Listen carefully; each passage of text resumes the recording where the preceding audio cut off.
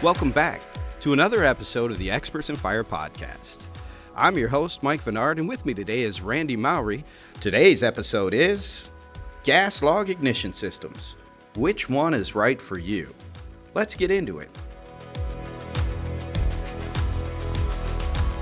Hey, Randy, how you doing, brother? I'm doing fantastic. Mike, how are you doing over there today? You know what? I'm pretty awesome. You know why? I'm going to tell you why before you even have to ask. Because the cool nights are here, and I love that. But you know what that means in this man's world right here, this guy right here? That means the Bucks are starting to move, brother. Yeah, I knew we were getting to that part of it. That means in about 3 weeks. Those trail cams are just a hopping with footage about now, aren't they? I am telling you, my son was blowing up my phone from Missouri last night, and he's like, "Are you seeing all the Bucks we have?" Walking, I'm like, "Yeah, they're great. It's so cool to know they're there because they never show up when I'm sitting in the tree, but it's at least nice to know they're there." They just know. They're just prancing around, walking by the cameras, like, "Hey, check me out!" Right. You know. And they give you a side profile, and then they look at the camera like it's a selfie, right? Right. Say, "Hey, put this on TikTok, buddy. Look what you're not gonna get." Right. This is the year. This is the year, man. I'm telling you. That's awesome. That's funny. All right, brother. Well, hey, we did an episode already on the advantages of gas logs, right? And now we're going to walk through gas log ignition systems and which one's right for you. And as we were walking through the advantages of gas logs, there's just kind of an overview of the benefit of gas logs. If you haven't heard it, check it out. This one, we're going to talk a little more specifically on how to ignite those because that came up in topic while we were talking. So what is the best way to help our listeners wrap their minds around what they're even looking at or looking for, Randy? Are there like tiers they can walk through? What do you think? There is, and it's always a very common question with almost every caller, unless the caller's done some research and they already kind of know how they want to operate it. Usually the question becomes is, how do you want to operate it? So there's going to be several options to choose from. Your very basic option is what they call just a very simple manual safety pilot valve.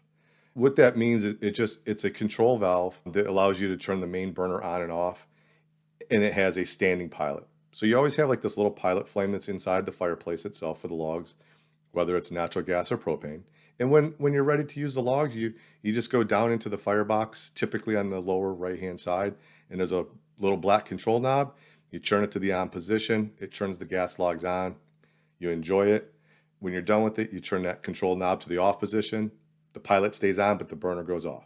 Very simple, very basic. Standard, let's put it that way, for just something simple. Right. So I do put my hand into the firebox itself in order to turn that knob, though, right? It's attached to the burner itself. It is going to be attached to the burner itself, away from the flame, so there's no sense of safety issue there, meaning like you're not going to burn your hand putting your hand in there because it is away from it. So it protrudes out off of the burner assembly and then protrudes forward towards the opening of the fireplace. And I would say, probably the most common valve out there, steadiest, truest valve that we have, wouldn't you say? Absolutely. Been around for decades. I mean, it's a very simple standard style of safety valve. And just the safety part of it, meaning this, Mike, is if that pilot flame goes out while the log set is on, it's going to shut the gas supply off.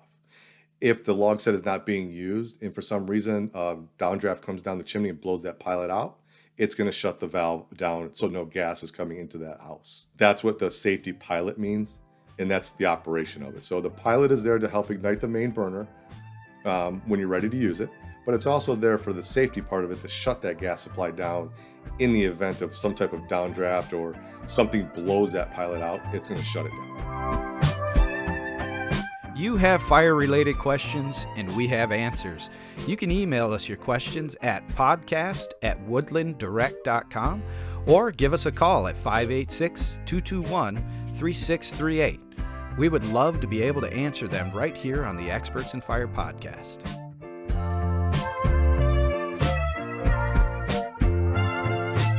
Okay, what would be the next level that our listeners would want to consider? Moving from something simple like that valve, now we get into like something that may have a remote control. Okay. So functionality standpoint for the valve part of it, very similar. You're going to have a standing pilot, but now you can get into the option of having that remote control sitting on the table next to the TV remote. And two of the basic and most common remote controls are going to be just on and off. Just like turning the TV on and off. That's what that remote control is going to do. It's going to turn that gas log set on and off just from the convenience of wherever you're sitting or standing. And then there's also another option with an on and off variable flame remote control. So not only are you able to turn that gas log set on and off, but now you can actually increase the flame up and down if you want to as well with the remote control. Those two types of controls are both what they call millivolt. It's a standing pilot, so you still have that pilot that's in the fireplace at all times.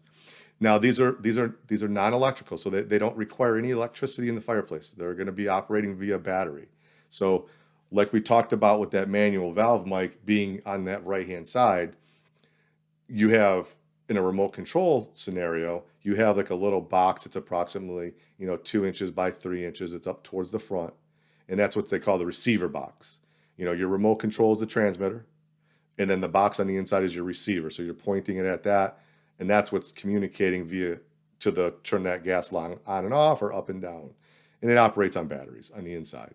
Maintenance wise, you typically want to just, whether it needs it or not, replace those every year. It just helps with the overall usage of it and maintaining so that those things don't get corroded on the inside of it. I love it, man. So one of the benefits in my mind too is, especially if you listen to the other episode about the advantages of gas logs. You had mentioned one of the advantages for you is you have kids. And I even told a story about us being out on vacation in the Upper Peninsula here. Something in my head with my kids reaching into the firebox and turning on, and I made sure that manual valve has been used for years. That's why I wanted to lay that out there. That valve has been used forever. It's safe. For me, I know my kids, right? Especially my daughter has hair down to her butt. I don't want her head anywhere near that firebox when ignition happens. Now, most of the time, 999 times out of 1,000, it's a simple light, just woof, woof, kind of like starting your stove, right? In my head, I'm just saying, man, I want to keep away from that 1 in 1,000 or 1 in 10,000. I'm probably, it's probably more like that, where you get a little bit of a whoof from the flame and keep that head away from there. So I'm glad you brought up the remote control options, especially when it comes to your kids, your spouses, whomever who's in the house. We love to have folks over, so the ability for someone to grab a remote and change that gas log set without having to stick your hand in there, it's a very nice and convenient option. It is definitely, and you hit it. I mean, the safety part of it is just that the manual valves are very safe for the manual control part of it, but you are still getting in there. And to the point where you said you talk about hair, we're not sticking our heads into the fireplace. However, there's obviously always that possibility that if someone's leaning in too far, someone's talking to them and they're not paying attention, something like that could happen in that scenario. So yeah, remote control is definitely a good option to go with. And like I said, they're all battery operated. So that particular style, those are battery operated. So you have that convenience of not having to run electricity, because a lot of the transitions in the gas logs that we do, Mike, are folks that have full masonry, brick and mortar, clay line chimney fireplaces. And it is amazing still that a lot of folks seem to think that you have to run electricity into those. And these are nice, and these have been around for years, that you don't. Now, getting into the next series of options for ignition systems is going to be our electronic ignition systems. There's actually two different styles. There's the electronic, which is still a battery operated version. The main difference is now we're getting into an electronic ignition system that does not have a standing pilot at all. Okay. Where I find I use that version of an ignition system are folks that are using propane. And, propane fuel cost is much more expensive than natural gas, of course. and they just don't want that pilot running all the time when they're not using it. So you can opt to an electronic ignition system that is still battery operated, but has no pilot. Okay, so it's essentially what they call like a spark to pilot. So that everything's built into this battery operated control. When they hit the remote, it is going to spark, create the pilot, and then ignite the main burner. And then and it's via a handheld remote control. Okay. Jumping into the next one, we're still with electronic. We're getting into an electronic that requires a power source, meaning we need an electrician. We do a lot of those for folks they want to tie into their smart home system, or even the log set outside. They're putting in a pool system and they want logs outside, but they want to be able just to hit a button on their tablet or their phone. And that's where we need an ignition system that requires power. And so there's a couple different options there. But so those are really, in a nutshell, those are really the basics of ignition systems and controlling a gas log set for somebody. Yeah, I love it. There are advantages and disadvantages to the electronic system. For a lot of folks, the disadvantage for the battery operated but doesn't have to be plugged in is I have to replace batteries, right? And you're only using that log set so many days out of the year, and we'll get that phone call, hey, my logs won't turn on. You sold these to me last year. And the first question we ask is, have you changed the batteries? Right? That's bottom line. When you move to the electronic system, I had some friends who live down in Texas, and they called me because their son was at home when that big ice storm went through and knocked everything out. Oh, yeah, yeah. Yeah. They were having games at Cowboy Stadium, right? Dallas Cowboy Stadium, while all the neighborhoods around were out of power. And so they were doing this weird surge thing where they're like, okay, we're going to send the electricity over there, and then we're going to give you guys some power for a little bit. And they had an electronic ignition system on their fireplace. Their son was home. Oh, wow. Dude, it was so cold, their hot tub was frozen over, right? They have one of those pools with the hot tub. Wow. Their son actually tried to walk across it. I would have tried it too, right? I'm like, you goofballs, totally would have done it myself. So anyway, I told him, I'm like, guys, as soon as he gets power, tell him to turn the fireplace on and just leave it on. Just don't touch it again. Don't worry about, did it get warm enough in the house? Whatever. Just don't touch it. Leave it run, right? So that's definitely one of the disadvantages is power outages when it comes to that electronic system. Wouldn't you say? Absolutely, yeah. Because it requires a power source, and really for the electronic version that requires electricity. The only advantage is if people are doing something with like smart home system, they just want that convenience to be able to flip that switch because they're doing their apps and their tablets and things like that. The battery operated version works fantastic, and then you don't have that scenario. In that same scenario, with your friend down, they would have just been able to go in there, fire it up, and call it a day because it's all battery operated. So it's really more of a convenience of the home system doing something that requires voltage power. And that's what I wanted to point that out. I wanted to say, because it's one of the conversations we have around here. We're a bunch of fire nerds, right? But one of the conversations we have around here is, well, I just want the freedom to be able to turn it on, even if we don't have power. And I can think in the last, I've lived in the house I'm in now 6 or 7 years.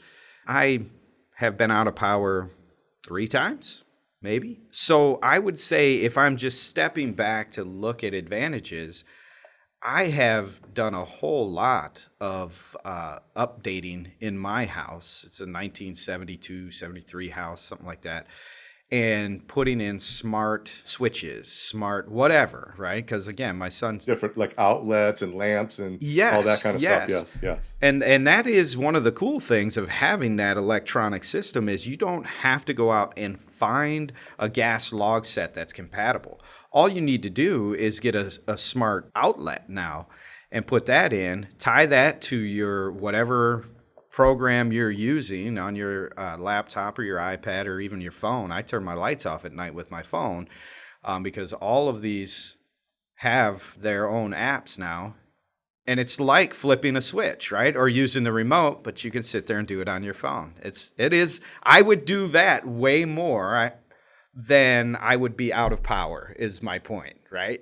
Right. Yes. Yeah, so a lot of benefits, a lot of things to think about. We really just wanted to give our listeners some things to think about as they're walking through the process.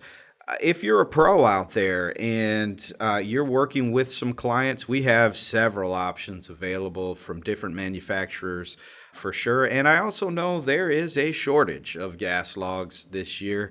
And because of all of the COVID stuff and the steel and workers, and I mean, there's so many things going on there.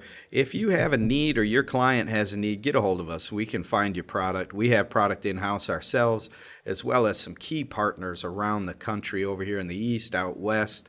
Anything you may need, give us a holler. We'll help you. And I'll tell you, again, we're talking about gas logs, so I have to mention this. Sizing gas logs is key. I know it's not what this episode is about, but I have to put it out there because there's nothing more frustrating as a consumer, as a pro, and even for Randy, who sells this stuff every day, nothing more frustrating than getting that phone call from a frustrated person saying, it says 24 inches and this thing doesn't fit. Yeah. Even with all of the ignition styles that we talked about, Mike, they are going to be dependent on the sizing of the fireplace because we need some extra space for these valves that we're talking about. So it could really determine, on a fireplace that somebody may think that they can fit a 30-inch log set in, but they want some type of control, that a 24 inch is clearly going to be the only option. Absolutely. And we may have, if that 30 or 36 inch is what they want, but they want a specific valve type, we may have an upgrade available, an electronic type of valve that fits better and they can still get that log size. So keep that in mind. If you're listening to the podcast, sizing is key when it comes to gas log sets. And really, it plays right into these ignition systems that we're talking about. Those valves that are going to be on there are hidden, or they're off to the side, or they're somewhere because they have to put them somewhere, right? Yeah. So, and I'll tell you what, it's like, Randy, it's like when we were young men, you would go out and change the starter on your Caprice Classic, and it was no big deal. Now I look for a starter on a car and I just go, mechanic. I don't even bother anymore, unfortunately. Highly engineered, though, and that is what these gas logs are. So if you have any questions, if you want to make some comments, if you want to pose a question and have us talk about it here on the podcast, we would love to do that. Just reach out. We have all those ways listed there in the podcast notes. And if you would like to just get some better understanding of gas logs in general, if you're a pro out there or if you're a consumer, give us a call. We would love to talk with you. We have, I think we're up to 36 or 38 Master Hearth professionals on the floor waiting for your call. We are. We're rocking them, and they all do a fantastic job. Our whole team does, from everywhere. Our entire team at Woodland does. I love it. I've been here over 12 years now, and they just do a fantastic job. So, and our Master Hearth professionals they're learning, they're working, and they're enjoying it. And they're keeping people safe. It's so much different than when I started, Randy, 9 years ago, where keeping people safe was Randy sitting next to me going, hey, no. I remember those days. You taught me everything I needed to know, brother. I appreciate it, man. Join us next time for how to find the right size gas log set or log alternatives. We'll see you then.